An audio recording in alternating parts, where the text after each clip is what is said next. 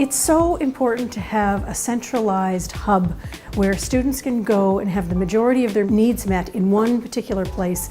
It's easy for them and provides as seamless a service as we possibly can. On the first floor is accessibility services. The second floor, which we're on now, you'll find student accounts and student awards behind me. Work integrated learning is to our right.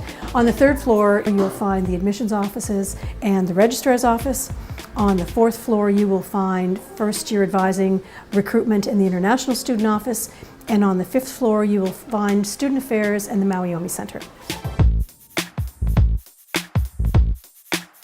This is a historic building, so when it was being renovated, the original footprint had to be maintained, the exterior facade had to be maintained.